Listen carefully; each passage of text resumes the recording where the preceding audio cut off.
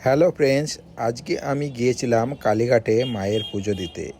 তোমরাও কি কালীঘাটে মায়ের পুজো দিতে যেতে চাও? তাহলে এই ভিডিওতে দেখো যে কীভাবে খুব সহজে এবং কম পয়সায় যাবে মায়ের পুজো দিতে কালীঘাটে। তো আমরা সকাল সকাল রওনা দিয়েছিলাম কৃষ্ণনগর স্টেশন থেকে। 5:07 লোকাল ধরবো বলে বেরিয়ে পড়েছি। তো সেখান দিয়ে এই যে দেখো লোকালটা দাঁড়িয়ে পড়ে আছে 1 নম্বর প্ল্যাটফর্মে। তো সেখান থেকে আমরা চলে গেলাম হচ্ছে ট্রেনে উঠে পড়লাম। ট্রেনটা পুরো ফাঁকাই ছিল, যেহেতু সকাল বেলার ট্রেন, তাই ট্রেনটা ফাঁকাই থাকে। তো ট্রেনটা ভালোই পরিষ্কার। আমরা দুজন বসে পড়েছি। ট্রেনে করে যাব হচ্ছে দমদমের দিকে।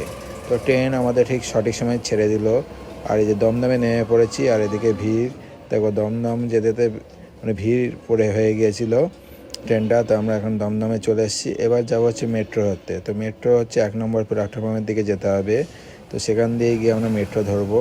তো আমাদের দমদম আসতে টিকিটের ভাড়া লেগেছিল মাত্র 25 টাকা করে পার হেড। আর এই যে আমরা 1 নম্বর প্ল্যাটফর্মের দিকে যাব হচ্ছে মেট্রো ধরবো বলে। তো এই যে সুড়ঙ্গ যে ভূগর্ভ পথ রয়েছে সেই পথ দিয়ে এগিয়ে যাচ্ছি। আর এই পথের এখানে কিন্তু টিটি থাকে, তাই তোমরা অবশ্যই টিকিট কেটে আসবে। তো এখানে টিটি কিন্তু টিকিট চেক করে, যে লেখায় আছে টিকিট চেকিং জোন। তো এই যে দেখো মেট্রো স্টেশনে এখান থেকে টিকিট কেটে নেবো। হচ্ছে 20 টাকা করে টিকিট নিয়েছিল পার হেড।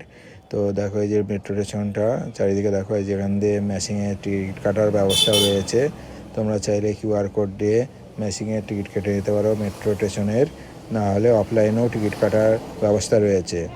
তো আমরা টিকিট কেটে নিয়েছি। নেওয়ার পর এই যে এক্সিলেটারে করে একদম প্ল্যাটফর্মের দিকে যাচ্ছি। তো এই এক্সিলেটার চড়তে খুবই ভালো লাগে। মানে ছোটোবেলার একটা অভিজ্ঞতা ছিল। এই যে মেট্রোতে উঠে পড়েছি, মেট্রো স্টেশন পেরিয়ে যাচ্ছে। মেট্রোতে ভালোই ভিড় ছিল, সকাল হলো। মেট্রোর ভিড়টা কিন্তু সবসময়ই থাকে। তো এইভাবেই আমরা পৌঁছে গেলাম হচ্ছে কালীঘাট মেট্রো স্টেশনে। তো মেট্রো স্টেশনে যাওয়ার পর দেখলাম যে অনেক পান্ডা রয়েছে যে কালীঘাটে পুজো দেওয়ার জন্য। তোমরা ওইসব পান্ডা না ধরে একদম সোজা চলে যাবে হেঁটে হেঁটে একটুখানি, তো গিয়েই চলে যাবে। আমরা গুগল ম্যাপ করে হেঁটে হেঁটে গিয়েছিলাম এই যে সামনের দিক দিয়ে, এই যে গলির ভেতর দিয়ে বেরিয়ে। আর এখানে অনেক পান্ডা টান্ডা রয়েছে, তারা অনেক কিছু বোঝাবে যে তাড়াতাড়ি পুজো দিতে হবে, বন্ধ হয়ে যাবে, কোনো কিছু না। খুব তাই তোমরা সহজেই যেতে পারবে। যে মেট্রো স্টেশনটা দেখতে পাচ্ছ, কালীঘাটের মেট্রো স্টেশন চারিদিকটা। এবার এই স্টেশনটা পেরিয়ে আমরা এই যে যাচ্ছি, যে প্রায় মন্দিরের কাছাকাছি চলে এসেছি। দেখো এখানে কত প্রাচীন বাড়িঘর দেখে বুঝতে পারছো এটা কত পুরনো বাড়িঘর রয়েছে এখানে। এই যে সব পান্ডারা দাঁড়িয়ে আছে, সবাই বলবে যে এখানে জুতো রাখুন। অবশ্যই জুতো খুলেই যেতে হবে মন্দিরে। তো তোমরা এখান দিয়েই পান্ডা ধরবে, মেট্রো স্টেশন থেকে ধরবে না। তো এখান দিয়ে যে কোনো একটা ভালো দেখে এখান দিয়ে ডালা নিয়ে নেবে। তো আমরা এখান দিয়ে ডালা নিয়েছিলাম এইবার এই দোকান থেকে। তো ডালার দাম নিয়েছিল 150 টাকা। বিভিন্ন দামের আছে, আমি 150 টাকার ডালা নিয়েছিলাম। নেওয়ার পর এখানে জুতো রেখে দিলাম। জুতো রেখে তারপর আবার মন্দিরের দিকে গেলাম। তো মন্দিরে গিয়ে তো দেখি অবাক, এখানে ভিডিও করার কোনো ব্যবস্থা নেই। মানে মোবাইল দিয়ে ছবি ভিডিও করা যাবে না। তাই আমি যেটুকু পেরেছি বাইরে থেকেই করেছি। তাই মায়ের ছবি এই ভিডিওতে দেখতে পাবে না। তাই এই যে মন্দির প্রাঙ্গণে প্রবেশ করছি। এই যে ডালাটা নিয়ে যে লাইন ধরেছে, দেখো কতটা লাইন পড়েছে। সকাল সকাল এসে তাও লাইন পড়েছে, আরও বেলা বাড়ার সাথে আরও ভিড় বাড়বে। তো আমি এই লাইনে দাঁড়িয়ে মানে আমার মানে এখানে 100 টাকা টিকিট টোকন ছিল যে তাড়াতাড়ি পুজো দেওয়া হতো। কিন্তু আমি কোনো জায়গায় পুজো দিতে গেলে এরকম লাইনে দাঁড়িয়ে পুজো দেওয়াই পছন্দ করি, যাতে মায়ের কাছে যাবো, একটু কষ্ট করবো না, তাই হয়।